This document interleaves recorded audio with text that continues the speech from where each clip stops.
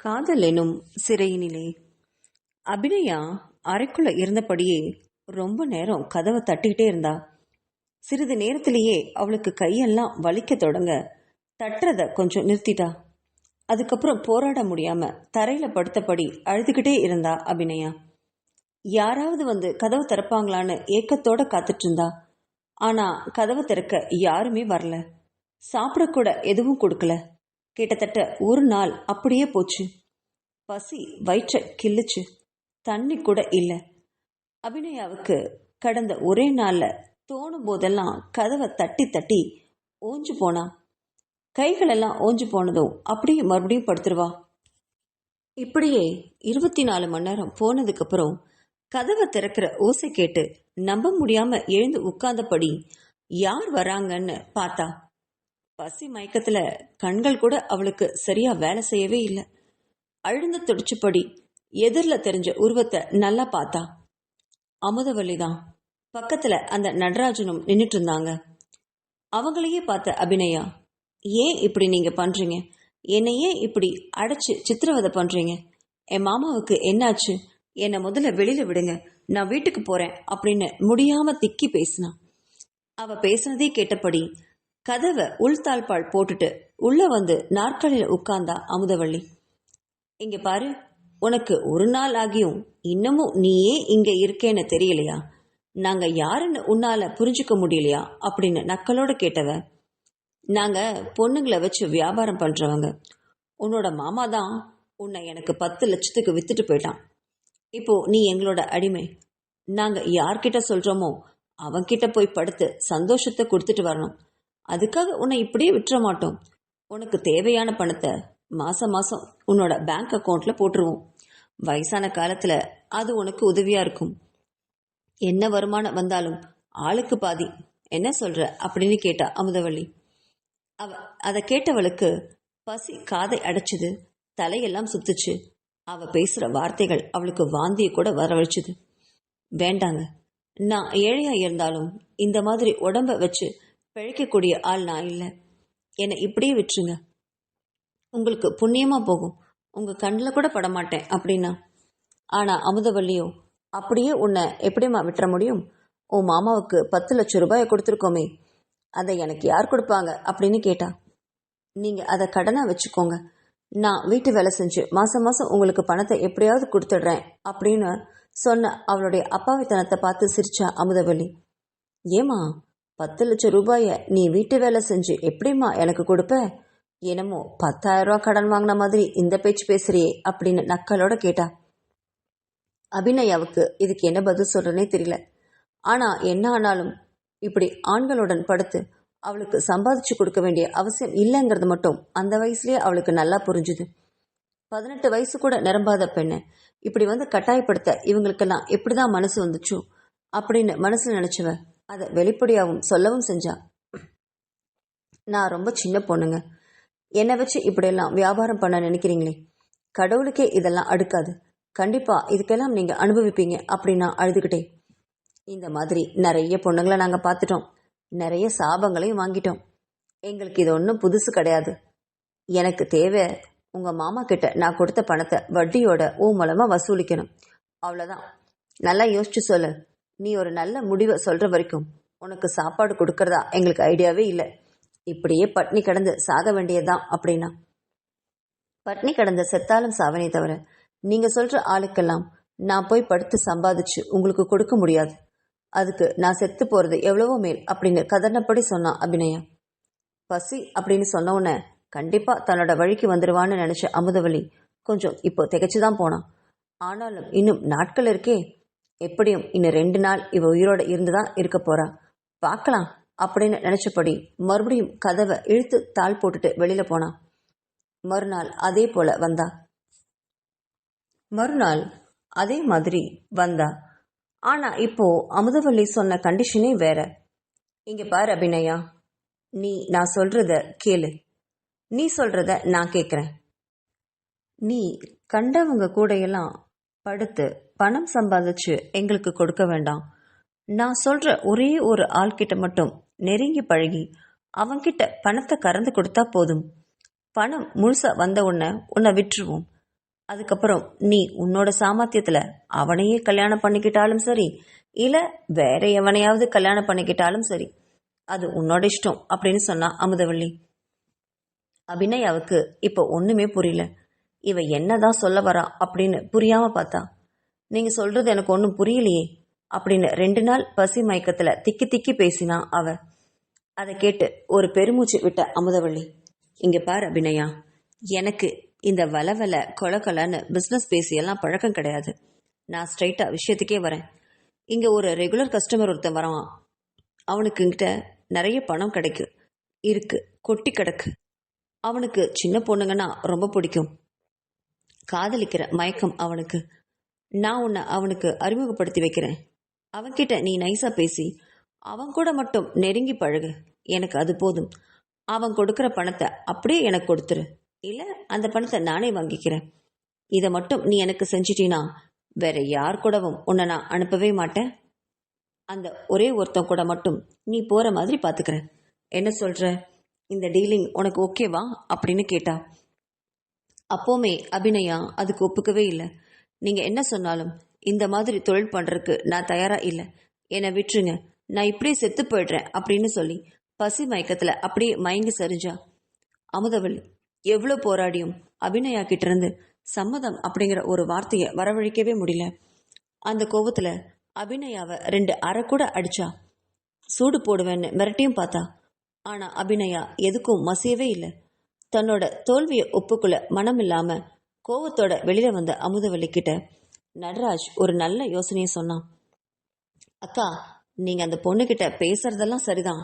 ஆனா இத நம்ம பேசுறத விட நம்ம கிட்ட உஷான்னு ஒருத்தி இருக்கால, அவளை வச்சு பேச சொன்னா இது நடக்கும்னு தோணுதுக்கா. ஒரு நம்பிக்கையான ஆள் அவகிட்ட பேசுறது நல்லது தானே. எனக்கு என்னமோ அபிநயா நம்ம மேல நம்பிக்கை இல்லாம தான் இந்த விஷயத்துக்கு ஒத்துக்க மாட்டேன்னு சொல்றா அப்படின்னு எனக்கு தோணுது. நம்ம உஷாவை வர சொல்லாமா அப்படின்னு கேட்டான் நடராஜ். அவளுக்கும் இந்த யோசனை சரியாதான் பட்டுச்சு. சரி நட்டு, அவளை வர சொல்லு அப்படின்னு சொல்லிட்டு அவ வர்ற வரைக்கும் காத்துட்டு இருந்தா. உஷா வந்ததும் அவளை மேலும் கீழும் பார்த்தா அமுதவள்ளி. இவளால ஒரு காலத்துல இங்க பண மழையே கொட்டுச்சு அப்படின்னு நினைச்சவ கிட்டத்தட்ட இப்போ அவளுக்கு 45 வயசு முடிஞ்சிருச்சு.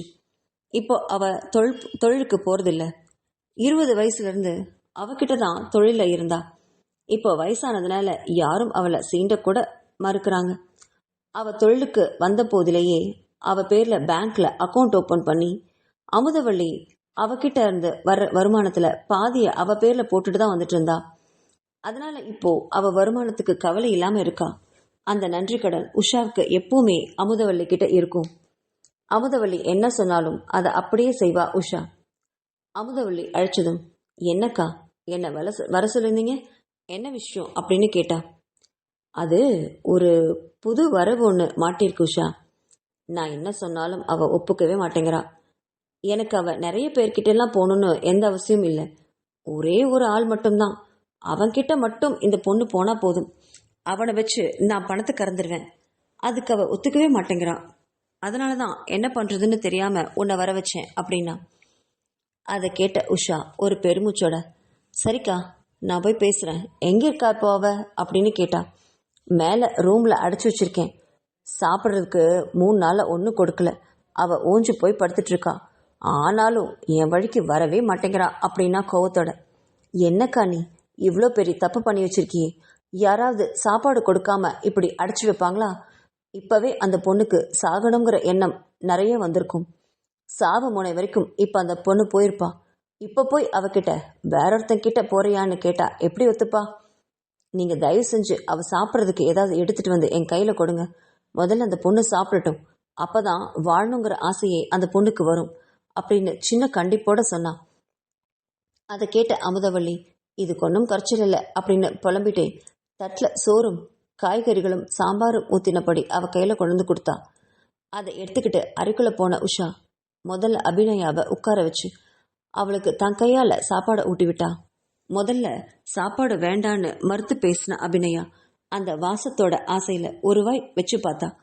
அதுக்கப்புறம் பசி தூண்டிவிட தட்டை வாங்கி மடமடன்னு அவளே சாப்பாட்டை வாயில போட்டு திணிச்சா. அதை பார்த்த உஷாவுக்கு ஒரு வெற்றி புன்னகை தானா வந்துச்சு. இனி நம்ம சொல்றத அவ கண்டிப்பா கேட்பாங்கிற நம்பிக்கையும் அவளுக்கு வந்துச்சு. அவ சாப்பிட்டு முடிச்சதும் அபிநயாவை பத்தி மெதுவா விசாரிக்க ஆரம்பிச்சா. தனக்காக உணவு கொண்டு வந்தவளை தன்னோட நம்பிக்கைக்கு உரியவளா பார்த்தா அபிநயா. அதனால தான் வாழ்க்கையில நடந்த எல்லாத்தையும் ஒண்ணு விடாம சொன்னான். அதை கேட்ட உஷா, இங்க பாரு அபிநயா, அமுதவள்ளி அக்கா ரொம்ப மோசமானவங்க. எனக்கு தெரிஞ்சு அவங்க உனக்கு கொடுத்த இந்த சலுகையை நீ பயன்படுத்திக்கிறது தான் புத்திசாலித்தனம்னு எனக்கு தோணுது. நீ ஏன் யோசிச்சு பாரு, இங்கிருந்து எப்படியும் நீ உயிரோட போகவே முடியாது. நீயும் சின்ன பொண்ணு, இன்னும் வாழ வேண்டிய வயசு. நீ இப்போ அமுதவள்ளி சொல்றதை கேட்காம போனா கண்டிப்பா அவங்களுக்கு கோவம் வரும். அதனால அவங்க என்ன பண்ணுவாங்கன்னு நினைக்கிற? நீ தூங்கிட்டு இருக்கும்போது நைட்டு ஒவ்வொரு ஆம்பளைங்களா உன்னோட அறைக்கு அனுப்ப ஆரம்பிச்சிடுவா. அது உன்னால தாங்க முடியுமா சொல்லு அப்படின்னு கேட்டவளை பீதியோட பார்த்தா அபிநயா. அக்கா, அப்படியெல்லாம் கூட நடக்குமா அப்படின்னு பயந்தபடி அப்பாவிய கேட்டவளை தன்னோட மார்போட இழுத்து அணைச்சுக்கிட்டா. ஆமா அபிநயா, இந்த வீடு அவ்வளவு மோசமானது. நீ இந்த நரகத்திலிருந்து தப்பிக்கணும் தானே நானும் நினைக்கிறேன். நான் தப்பிச்சேன், இப்போ நீ வந்து மாட்டிருக்க. இந்த அமுதவள்ளி உனக்கு இப்ப கொடுத்த சலுகை எவ்வளவு பெரிய விஷயம் தெரியுமா? அவ சொன்ன மாதிரி ஒரே ஒரு ஆம்பளை கூட மட்டும் நீ பழகினா போதும், அவன் உன் மேல காதல் வர்ற மாதிரி நடந்துக்கும். அவனை நீ நினைச்சா தொட விடாம கூட பண்ண முடியும் இல்லையா? ஒரு பொண்ணு நினைச்சா முடியாதது ஏதாவது இருக்கா என்ன? அவன் கூட போய் படுத்து சந்தோஷமா இருன்னு நான் சொல்லவே இல்லை. ஆனா அவனை உன்னை காதலிக்க வைக்க முடியும் இல்லையா? அது போதுமே. அவன் உனக்கு பணத்தை கொடுக்கறதுக்கு அந்த பணத்தை வாங்கி அப்படியே அமுதவள்ளிக்கிட்ட கொடுத்துரு. அந்த 10 லட்சம் ரூபாய் கொடுத்து முடிச்ச உடனே கண்டிப்பா அவ உன்னை விட்டுருவா அப்படின்னு சொன்னா உஷா. அது எப்படிக்கா? நான் அவங்கள எப்படி நம்புறது? 10 லட்சம் பணம் கொடுத்ததுக்கு அப்புறமும் அவங்க என்ன விடலைனா அப்படின்னு கேட்டவகிட்ட, அப்படியெல்லாம் பண்ண மாட்டாங்கடா. எனக்கு அமுதவள்ளி பத்தி 20 வருஷமா தெரியும். அவ எதுல சுத்தமோ இல்லையோ, அவ வார்த்தையில சுத்தமா நடந்துப்பா. கண்டிப்பா நீ 10 லட்சத்தை கொடுத்துட்டேன்னா அவ உன் வாழ்க்கையில திரும்ப கூட வரமாட்டா, அப்படியே போயிடுவா அப்படின்னு சமாதானம் சொன்னான். கொஞ்ச நேரம் யோசிச்சுக்கிட்டே இருந்த அபிநயா உஷா சொல்றதுல தான் தப்பிக்க வழி இருக்கிறது மாதிரி தோணுச்சு. மெதுவா சம்மதம்னு தலையாட்டினான். அதை கேட்ட உஷாவுக்கு ரொம்ப பெரிய நிம்மதியும் சந்தோஷமும் வந்துச்சு. எப்படியோ இந்த பொண்ணு அமுதவள்ளி கிட்ட இருந்து பல சித்திரவதைகள்ல இருந்து தப்பிட்டா. இனி இங்கிருந்து தப்பிப்பது இவளுடைய சாமர்த்தியம் அப்படின்னு மனசு நினைச்சபடி அவ தோள்களை மெதுவா தட்டி கொடுத்துட்டு அறையை விட்டு வெளியில போய் அமுதவள்ளி கிட்ட அபிநயாவோட சம்மதத்தை சொல்லிட்டு கிளம்பி போனா உஷா. உஷா கிட்ட சம்மதத்தை சொல்லிட்டு அபிநயா ரொம்பவும் குழம்பி போய் உட்கார்ந்துட்டு இருந்தா. தான் செஞ்சது தப்பா சரியான்னு யோசிக்க தொடங்கினா. இங்கிருந்து எப்படியும் தப்பிக்க முடியாது. அப்படியே தப்பிச்சாலும் உயிரோட மட்டுமல்ல மானத்தோட கூட வெளியில போக முடியாதுன்னு இந்த 4 நாட்கள்லயே புரிஞ்சிட்டு இருந்தா அபிநயா. இப்ப இருக்கும் ஒரே வழி அமுதவள்ளி சொன்ன அந்த கண்டிஷனுக்கு ஒப்புக்கிறது மட்டும்தான். அமுதவள்ளி சொன்னதை ஒத்துக்காம போனா உஷா சொன்னது மாதிரி தான் மானத்தை வலுக்கட்டாயமா யாரையாவது அனுப்பி அழிச்சிட்டா என்ன பண்றது அப்படிங்கிற பயம் இப்ப வந்திருந்தது அவளுக்கு. அதுக்கு அமுதவள்ளி சொன்னது மாதிரி ஒரே ஒருத்தன் கிட்ட மட்டும் பழகி இந்த கண்டத்திலிருந்து தப்பிக்கிறது எப்படின்னு சிந்திச்சு செயல்படணும். அது மட்டும்தான் இப்போ அவ உயிரோடையும் மானத்தோடையும் வெளியில போறதுக்கு உண்டான ஒரே வழின்னு உணர்ந்திருந்தா. தான் பட்னி கிடந்து சாக கூட தயார்தான். ஆனா 4 நாட்கள் பட்னி போட்டுட்டு அவ மயங்கி இருக்கும்போது வேற எவனையாவது தாங்கிட்ட அனுப்பி தன்னோட மானத்தை எடுத்துட்டா என்ன பண்றது? தன்னை கண்டவனுக்கு விற்பதற்கு ஒருத்தனுக்கு மட்டும் வாழ்றது மேல் அப்படின்னு தோணுச்சு அபிநயாவுக்கு. வர்றவன் நல்லவனா கெட்டவனான்னு பழகி பார்த்தாலே அவளுக்கு புரிஞ்சிடுமே. அவன் நல்லவனா இருக்கிற பட்சத்துல அவனுடைய காலில் விழுந்தாவது எப்படியாவது இங்கிருந்து தப்பிச்சிடணும்னு முடிவு பண்ணா அபிநயா. அதுக்காக தன்னோட மனசை தயார்படுத்திக்க ஆரம்பிச்சா. கீழே இருந்த அமுதவல்லிக்கும் நடராஜனுக்கும் அபிநயாவோட மனமாற்றம் குறிச்சு ரொம்ப சந்தோஷம். உடனடியா மடமடன்னு அடுத்த வேலைகள்ல பார்க்க ஆரம்பிச்சாங்க. தோட்டத்து வீட்டை தயார் பண்ணி அபிநயாவை அங்க தங்க ஏற்பாடு பண்ணாங்க. அபிநயாவுக்கு நல்ல உடைகளை வாங்கி கொடுத்து சில அழகான மேக்கப் பொருட்களையும் வாங்கி கொடுத்தா அமுதவள்ளி. ஆனா அந்த மேக்கப் பொருட்களை பார்த்து அவளுக்கு அருவருப்பு வர அதை தொடக்கூட இல்லை. தனக்கு தேவையான துணிகளை மட்டும் பளிச்சுன்னு இல்லாம வாங்கிக்கிட்டா. அதுக்கப்புறம் அவங்க கொண்டு போய் விட்ட தோட்டத்து வீட்டில் தங்க ஆரம்பிச்சா அபிநயா. அவளுக்குன்னு வீட்டில் ஒரு வேலைக்கார கிழவியையும் அமர்த்தினா காவலுக்காக. அந்த கிழவிக்கு எப்படியும் 60 வயசு இருக்கும். ஆனா நல்லா திடகாத்திரமா ஆரோக்கியமாவே இருந்தா. அந்த கிழவிய அபிராமிக்கு அறிமுகம் செஞ்சு வச்சா அமுதவள்ளி. இங்க பாரு அபிராமி, இதோ இந்த அம்மா எனக்கு தெரிஞ்சவங்க. பேரு கண்ணம்மா. இவங்க உன் கூட தான் இனி இருப்பாங்க. இவங்க கூடவே தோட்டத்துல வேலை செய்யற இன்னும் 2 பேரு காவலுக்கு இருப்பாங்க. அதை என்னைக்குமே நீ மறந்துடக்கூடாது. இந்த வீட்டை விட்டு வெளில ஓடி போலான்னு கனவு கூட காணாத. 2 நாள் இங்க தங்கி நல்லா ரெஸ்ட் எடுத்துக்கும். நான் சொன்னதுபடி அந்த ஜமீன்தார் வீட்டு பையன் அருண்வர்மன் இங்க வருவான். அவன்கிட்ட நீ என்ன பேசியோ எப்படி பழகையோ அதெல்லாம் எனக்கு தெரியாது. அவனை உன் கைப்பிடிக்குள்ள வச்சே ஆகணும். அதுக்கப்புறம் அவன்கிட்ட பணம் எப்படி வாங்குறதுன்னு எனக்கு நல்லா தெரியும். அதை விட்டுட்டு புத்திசாலித்தனமா யோசிக்கிறன்ற பேர் வழியில இந்த வீட்டை விட்டு வெளியில போகணும்னு நினைச்சினா, இங்க வேலைக்கு இருக்கிற தோட்டக்கார ஆளுங்க மட்டும் உனக்கு காவலுக்கு இல்ல, வெளியில 2 அல்சேஷன் நாய்களையும் காவலுக்கு வச்சிருக்கேன். அந்த 2 நாய்களும் நீ வீட்டை விட்டு வெளியில கால் எடுத்து எடுத்து வச்சாலே உன்னை கொதறி போட்டுடும். அதை மட்டும் மறந்துடாத அப்படின்னு எச்சரிச்சுட்டு அவளை அங்கேயே விட்டுட்டு போனா அமுதவள்ளி. அமுதவள்ளி போனதும் அந்த வீட்டை ஒரு தடவை சுத்தி பார்த்தா அபிராமி. ரொம்ப சின்ன வீடுன்னு சொல்ல முடியாது. 2 படுக்கை அறை, ஹால், கிச்சன், பாத்ரூம்னு சகல வசதியோட வீடு நல்லா பெருசாவே இருந்தது. மேலும் அதை சுற்றியும் ஒரு தோட்டம் அழகா இருந்தது. அந்த தோட்டத்தை பார்க்கும்போது மனசு கொஞ்சம் நிம்மதி அடைகிற மாதிரி இருந்தது. இன்னும் 2 நாட்கள்ல அமுதவள்ளி சொன்ன அந்த அருண்வர்மன் வரப்போறான். அவன்கிட்ட எப்படி நடந்துக்கிறதுன்னு தெரியாம குழம்பி போனா அந்த சின்ன பொண்ணு. அவன் நல்லவனா இருக்கணும்னு உலகத்துல இருக்கிற எல்லா கடவுளையும் மனசார வேண்டிக்கிட்டா. அபிராமி கூட இருந்த கண்ணம்மா கிழவி அபிராமி கூட சரியா பேசுறதெல்லாம் இல்ல. அவ உண்டு, அவ வேலை உண்டுன்னு மட்டும் இருப்பா. சரியான நேரத்துல சமைச்சு போட்டுருவா, அவ்வளவுதான் அவளோட வேலை. நைட் நேரத்துல ஹால்ல படுக்கையை விரிச்சுட்டு தூங்கிடுவா. அபிராமிக்குன்னு ஒரு பெட்ரூமை ஒதுக்கியிருந்தா அமுதவள்ளி. இன்னொரு பெட்ரூம் உபயோகப்படுத்தப்படாம இருந்துச்சு. ஒருவேளை அது அருண்வர்மனுக்கா இருக்கும் அப்படின்னு நினைச்சா. அருண்வர்மன் வர்றதுக்கு காத்துட்டு இருந்தா.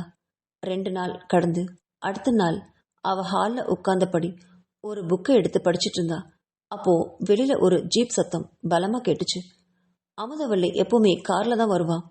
ஜீப் சவுண்டு கேட்டதும் அருண்வர்மனா இருக்குமோ அப்படின்னு நினைச்சு பயந்தபடி எழுந்து போய் கதவை திறந்து பார்த்தா. அந்த ஜீப்ல இருந்து ஒரு இளைஞன் அவனை பார்த்துக்கிட்டே நடந்து வந்தான்.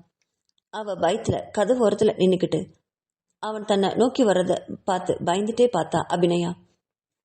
ஆனா அவனும் சிரிச்ச முகத்தோட ஜீப்ல இருந்து குதிச்சபடி அவளை நோக்கி வந்தவன் கையில இருந்த ஒரு பூங்கத்தை அவகிட்ட நீட்டி அவன் முன்னாடி மண்டியிட்டு உட்கார்ந்து, hi beauty, how are you அப்படின்னு கேட்டான்.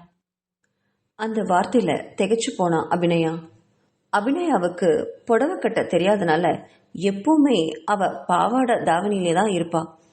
அந்த பாவாடை தாவணியை உற்று பார்த்த அருண்வர்மன், யூ ஆர் சோ பிரிட்டி. இந்த காலத்துல பாவாடை தாவணியில ஒரு பொண்ணை பார்க்கறதெல்லாம் ரொம்ப கஷ்டம் தெரியுமா? நீ இந்த கோலத்துல ரொம்ப அழகா இருக்க. அமுதவள்ளி உன்னை பத்தி சொல்லும் போது கூட நான் நம்பவே இல்லை. ஆனா உன்னை நேர்ல பார்க்கும்போது அப்பவே என்னோட மனசு உன் காலுக்கு அடியில அப்படியே விழுந்துருச்சு அப்படின்னு சொன்னவன் பூங்கத்தை இன்னும் அவன் முன்னாடியே நீட்டிட்டு இருந்தான். அவன் பேசுறத கேட்க அபிநயாவுக்கு வேடிக்கையா இருந்தது. அவன் மேல அவளுக்கு காதல் வருமா அப்படிங்கறதெல்லாம் அவளுக்கு சந்தேகமாவே இருந்தது.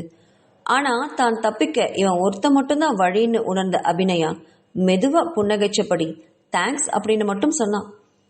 தேங்க்ஸ் சொன்னா மட்டும் போதாதுங்க, என் கையில பொக்கே வச்சுட்டு இப்படியே மண்டி போட்டுட்டு எவ்வளோ நேரம் உட்கார்ந்துட்டு இருக்கிறது, இதை கொஞ்சம் வாங்கிக்கோங்களேன் அப்படின்னு சிரிச்சபடி சொன்னான். அவளும் சிரிச்சபடியே பூங்கொத்தை வாங்கிக்கிட்டா. என்னமோ அவளுக்கு அவன்கிட்ட ஒரு நல்ல அபிப்பிராயம் வந்தது என்னமோ உண்மை.